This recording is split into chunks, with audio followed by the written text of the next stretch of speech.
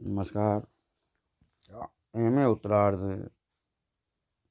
ये द्वितीय प्रश्न पत्र में हम आज कमाइन के में निहित संदेश पर आगे चर्चा करेंगे। भौतिकता पर आध्यात्मिकता की ओर की जीत का संदेश प्रसाद जी ने दिया है। कमाइन बहुआयामी महाकाव्य है जिसका संदेश भी अनेक दिशाओं को प्रकाशित करता है। आज का युग भौतिकता और वैज्ञानिक उन्नति का युग है। अनेक और अनंत भौतिक उपलब्धियों को भोग करने वाला मनुष्य अब इन भोगों और सुविधाओं से उकता रहा है। उन्होंने कमाने की घटनाएं और चरित्र निश्चय की पौराणिक और ऐतिहासिक दिए हैं, लेकिन इस काव्य के द्वारा युग की विध्वंसक रचनाओं के प्रति सतर्क रहने का भी संदेश स्पष्ट दे देते हैं। प्रसाद पश्चिम की भौतिक समृद्धि वाली तथा विज्ञान पर आधारित समाज रचना को मनुष्य के लिए अशुभ और अमांगलिक ही मानते थे। इसलिए उन्होंने मनु में किसी आदर्श की स्थापना न करके उसे देव संस्कृति के भोग विलास का अवशेष बताया है। वह श्रद्धा के सौंदर्य जलधि में से वासना का गरल पात्र भरना चाहता है। अपनी इंद्रियों की तृप्ति के लिए श्रद्धा के पालित पशु को यज्ञ में बलि कर देता है। किलात और आकुली जैसे असुर पुरोहित उसे भौतिक सुख साधन संचित करने की प्रेरणा और मंत्रणा देते हैं। फिर सारस्वत नगर में वह प्रजापति बनकर समस्त भौतिक और वैज्ञानिक उन्नति का चक्र तेजी से घुमाता है। यंत्र बनते हैं। प्रकृति की समस्त शक्तियों का दोहन कर उसे उपयोग की वस्तु बनाया जाता है। सांस्कृतिक संदेश कमायनी में एक सांस्कृतिक चेतना भी मौजूद है। कई विद्वान इसे सांस्कृतिक महाकाव्य कहते हैं, जिसमें मानवीय संस्कृति के विकास और विस्तार की कथा का नियोजन किया गया है। इसमें मनुष्य की आदिम संस्कृति से लेकर आज की भौतिक संपन्न संस्कृति तक का पूरा चित्र मौजूद है। आदिम मनुष्य में अनादि वासना मधुर प्राकृतिक भूख के समान पैदा हुई, जो नारी को देखकर उसके प्रति अनुरक्त हो उठी। मानव परंपरा की वलड़ी प्रथम पुरुष मनु और प्रथम नारी श्रद्धा के द्वारा ही विकसित की गई थी। श्रद्धा अपनी कुटिया और आश्रम में पशुओं को पालकर उनकी सांस्कृतिक चेतना की सृष्टि करती है।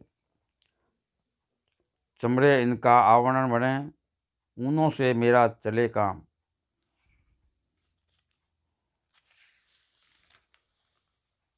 अहिंसा का संदेश कमायनी उदात्त प्रवृत्तियों के पोषण का काव्य है।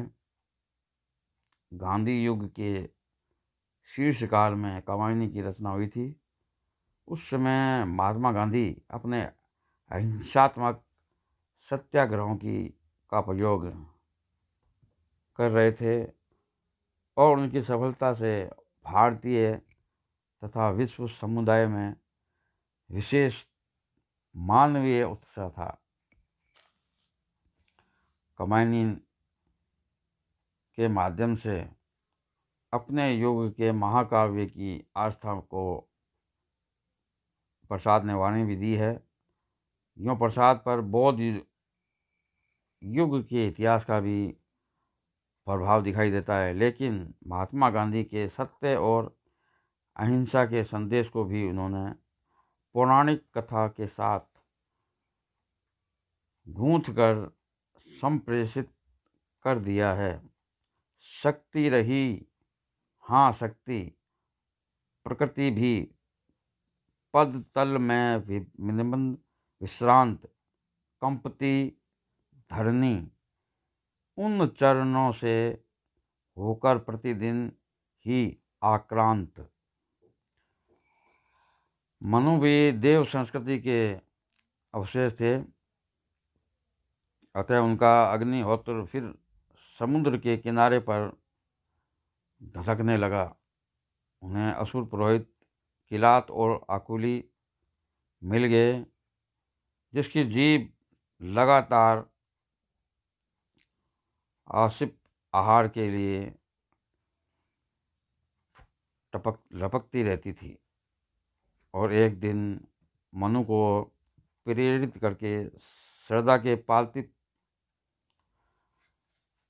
पाले हुए पशु को भी यज्ञ की बलिवेदी पर चढ़ा ही दिया।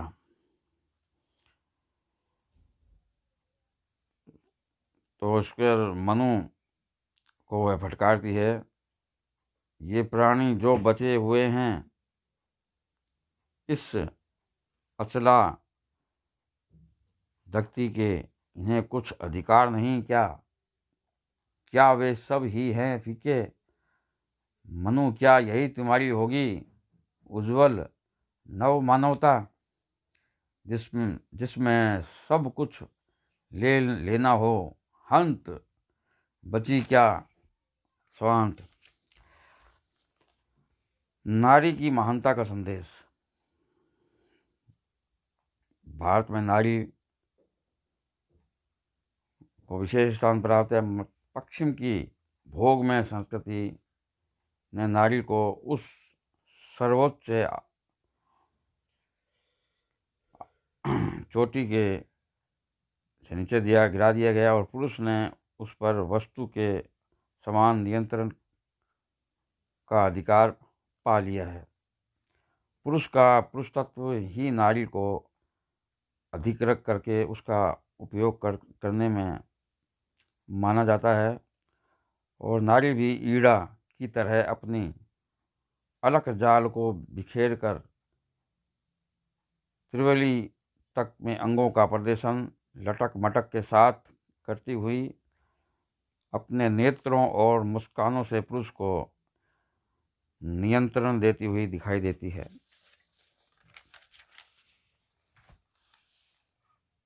वहीं श्रद्धा मनु को कर्म यज्ञ में प्रवृत्त करती है, उसे अहिंसा तथा जीव दया का पाठ पढ़ाती है। ईड़ा के रूप में भी नारी मनु का पथ प्रदर्शन करके उसे भौतिक समृद्धि की ओर लगाती है। समर्पण लो सेवा का सार, सजल संस्कृति का यह पतवार, आज से यह जीवन उत्सर्ग, इसी पद तल पर विगत विकार। प्रकृति की ओर लौटो का संदेश। आज मनुष्य यंत्र सभ्यता के कारण प्रकृति से लगातार दूर होता जा रहा है। कामायनी में प्रसाद ने यह संदेश दिया है कि पुनः प्रकृति की ओर लौटने पर भी सुख शांति की प्राप्ति हो सकती है। नगर सभ्यता में लगातार घुटन महसूस की जा रही है। चारों ओर कृत्रिम वातावरण ने मनुष्य को जकड़ दिया है।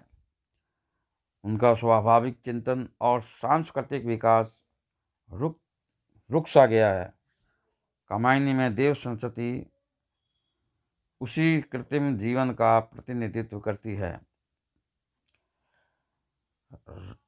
राज प्रसादों में मनु शास्ता बनकर रहते हैं, प्रकृति के कहीं दर्शन नहीं होते। जन आक्रोश के आघात में मूर्छित मनु को श्रद्धा पुनः चेतन करती है। तब मनु उस नगरीय सभ्यता से ऊखता कर श्रद्धा से स्पष्ट प्रकृति की ओर लौटने का आग्रह करते हैं। मुक्त नील नभ के नीचे या किसी गुहा में रह लेंगे। अरे झेलता ही आया हूँ, जो आवेगा सह लेंगे।